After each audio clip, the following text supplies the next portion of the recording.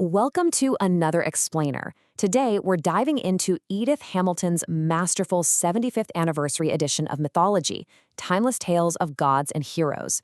Now, when most of us think of ancient myths, we probably picture primitive humans huddled around a campfire making up wildly irrational stories just to explain the things they were terrified of in the dark, right? Well, we're going to completely shift that perspective today. We're actually going to look at how these famous Greek myths represent one of the most profound philosophical revolutions in human history.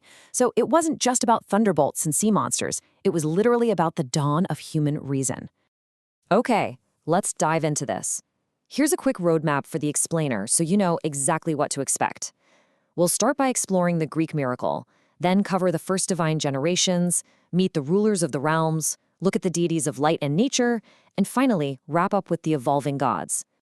To set the stage, take a look at this quote from the ancient historian Herodotus. He wrote, "Of old, the Hellenic race was marked off from the barbarian as more keen-witted and more free from nonsense."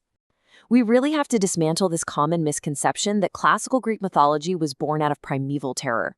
I mean, before the Greeks, early humans imagined a world full of unseen horrors lurking in the forest, where their absolute only defense was dark magic or human sacrifice. But the Greeks, they were moving rapidly away from those ancient fears. The before and after contrast here is just staggering. In primitive mythology, you had this paralyzing dread. You had Egyptian sphinxes or Assyrian bas-reliefs showing these bizarre, bestial shapes, men with bird heads or lion bodies, which were basically the very consummation of unreality. But classical Greek mythology replaced all of that with a universe that was actually rational. They banished the beast gods, they tossed out the astrology, and they gave us straight, swift, and beautiful deities shaped exactly like human beings. So the crucial point we're hitting here is what scholars call the Greek miracle. For the absolute first time in human history, mankind actually realized what mankind was. Human beings became the center of the universe. The Greeks literally cleared the terrifying, incomprehensible monsters out of their stories just to make room for humanity. When the Greeks made their gods in their own image, heaven suddenly became a pleasantly familiar place. The universe was no longer this terrifying, omnipotent unknown. Instead, it became delightfully rational, accessible, and centered entirely around human beauty and human logic. Now here is another major misconception we need to flip completely on its head. The gods did not create the universe. According to the Greeks, it was the exact opposite. The universe created the gods. First, heaven and earth were formed as the first parents in a universe that was previously just formless chaos. They gave birth to the massive titans, who were also known as the elder gods. And those titans eventually gave way to their grandchildren, the 12 great Olympians we're so familiar with today. And this brilliantly illustrates that complex family tree, tracing the lineage right down from the universe itself to the Olympians. It connects everything together perfectly, before we start meeting the specific, highly dysfunctional, yet absolutely fascinating members of the Olympian family. Honestly, seeing this lineage makes you realize just how structured the Greek imagination really was. They mapped out these divine generations with the exact same care you'd use to track a royal family dynasty. But before we formally meet the family, let's clarify what a myth actually meant to the Greeks. It wasn't a religious Bible. Mostly, it was early science. It was their way of explaining the physical world, why a volcano erupts or how a specific constellation got into the night sky. But importantly, mixed in with that early science was early literature. Many myths explained absolutely nothing about nature. They were purely for entertainment. It was the ancient equivalent of telling a great story or going out to watch a blockbuster movie just to pass a long winter's evening. And right at the center of these stories sits Zeus, Lord of the sky, the rain god, wielding the awful thunderbolt. He had more power than all the other divinities combined. Yet, because the Greeks made their gods human, they gave Zeus a highly relatable and honestly hilarious human flaw. For all his majesty, he was a capital figure of fun in their stories.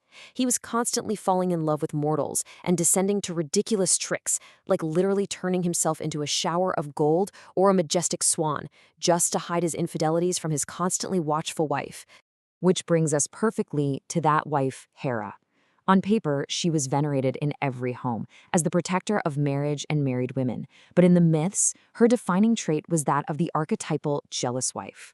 Her implacable, unforgiving anger followed any woman Zeus fell in love with, completely regardless of how innocent or reluctant that woman actually was.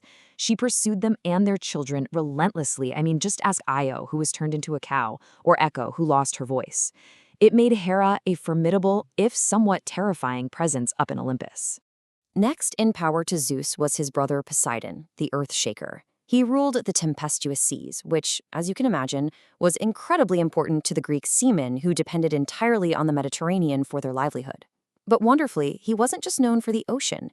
He was equally honored as the deity who gave mankind its very first horse. So whether it was driving his golden car over calming waters or thundering across the land on horseback, his presence in their daily lives was massive. Then there's the third brother, Hades, who drew the underworld as his share. Now, we often project our modern ideas onto Hades and view him as an evil devil figure, or as death himself, but the Greeks didn't see him that way at all.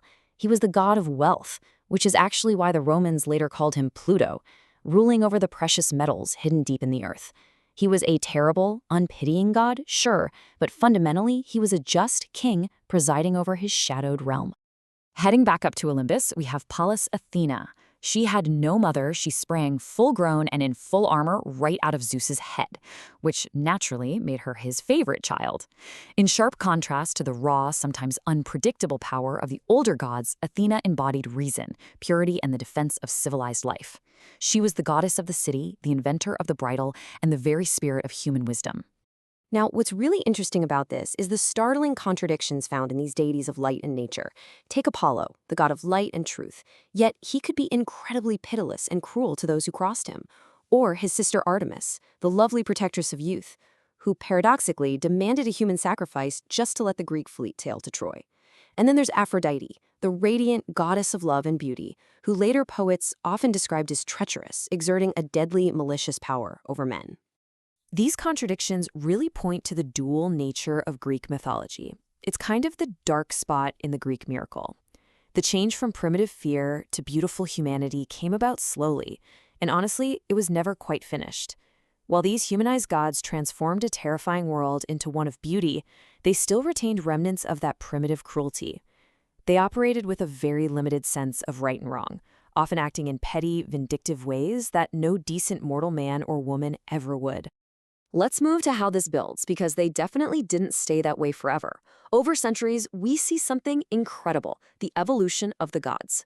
As Greek civilization progressed, their gods evolved right alongside them. A poor farmer named Hesiod lived in a harsh world and realized the poor desperately needed a just god. Because humanity itself began to demand justice, Zeus evolved. He transformed from a buccaneering, amorous rain god into the universal father, a true protector of the weak and helpless. Which leads us with a fascinating reflection on our own culture. The Greeks created a whole pantheon of gods to banish their fears, and then slowly reshaped those gods as they themselves developed a deeper need for justice, reason, and order.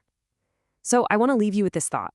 If the ancient Greeks shaped their stories to reflect their own evolution, what do the heroes, the myths, and the stories we invent today reveal about us? Something to think about. Thanks for joining me on this explainer, and keep questioning the stories around you.